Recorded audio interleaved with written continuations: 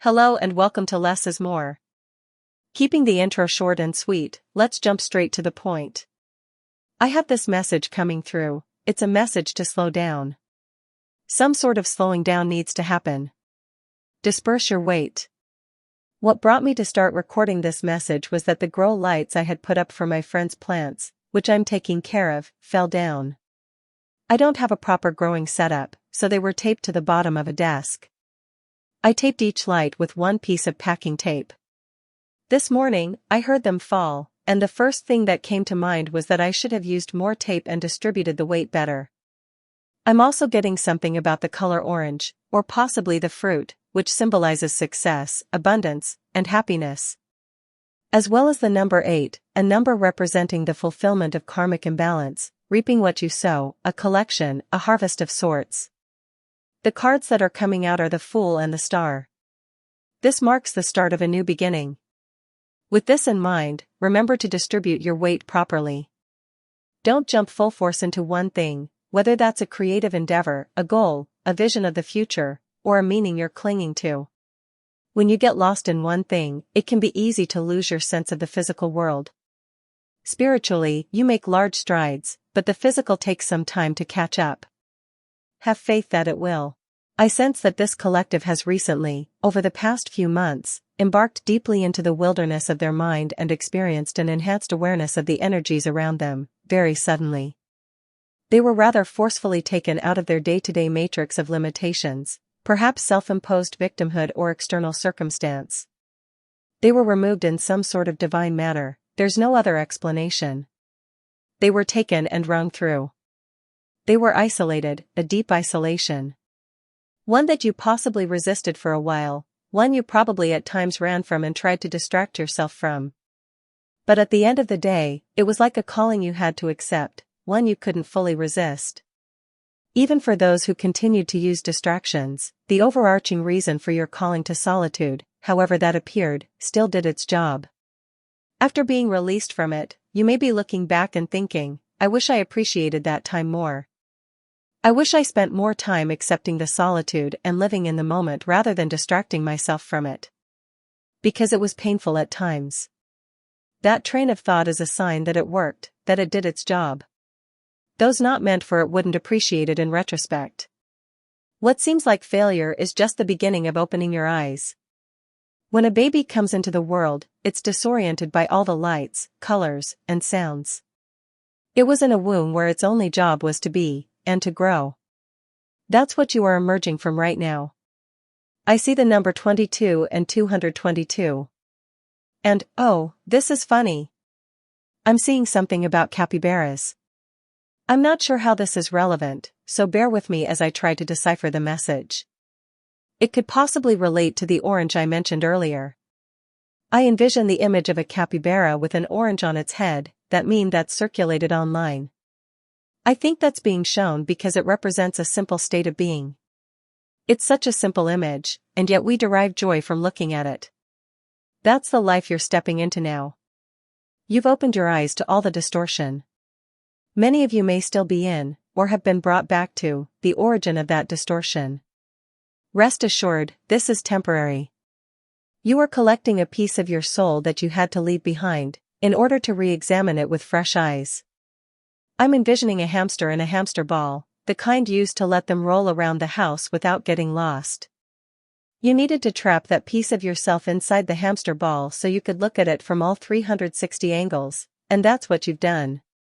It may not seem like it. Some of you may still be in regret for not appreciating your time away from the noise, fearing you won't have that peace again. But that's not true, because now that you know you can be called away from the noise, you no longer need the universe to call you away. You can call on yourself to do so. You no longer need divine intervention, you know when you need distance. You know it's possible, and you know you'll make it out the other side. In today's society, the idea of stopping and slowing down is often seen as equivalent to death. People treat them synonymously. You must always be working towards something, constantly moving, always surrounded by people, always caught in society's movement. To step out for 1 second is to fall behind, when in truth, it's to move ahead. You begin to study society from the outside. You can see its patterns, and you are ahead of those within it because you're observing what they can't. They are the patterns, you are studying them. In a sense, the piece of you that you've tamed and placed in that hamster ball is the wild creature that runs society. You're examining yourself, and through that, you're seeing society. You're seeing other people in it. You're realizing we're not all that different after all. We all have that little hamster running in our minds. We all have the ability to become aware of it, to isolate it, examine it, and watch it run in its wheel rather than identifying as the wheel it's running on. But not everyone fulfills that ability. Many are called to do this work but don't follow through. That's something you see now that the veil has lifted. You see the people around you and all that awaits them if they slow down and look within. You've likely tried to tell them, look at what's waiting for you if you stop and slow down and change course. Many probably don't listen, because they must consciously choose to. Those who do will soon be called to you to help open their eyes. Right now, your job is to watch, observe, collect information, and know what to avoid. I'm seeing something about a watch, but it doesn't have the typical buckles. Its wrist attachment looks like a friendship bracelet with a sliding knot that you can expand and contract to fit your wrist.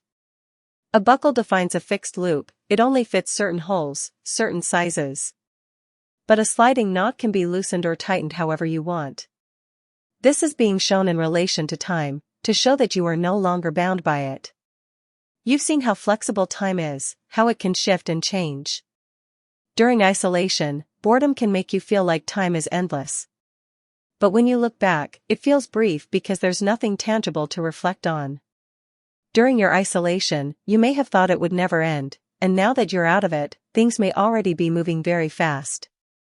You now see how elastic time truly is. It's not on a schedule, you are the schedule, and it wraps around you. It's being emphasized that you should get some kind of physical object to remember this rapid upswing period. It will be one of those eras you look back on fondly. I'm also being told to say that once you get this message, or any message, for that matter, once the call comes through and the information is received, put down the phone. You've opened a portal meant to deliver information to you. To continue seeking more is gluttonous. It makes sense that you do that, we're trained to seek more input and stimulation. But I'm being called to tell you to treat these messages with the respect they deserve. The internet can be both a promised land and a barren wasteland.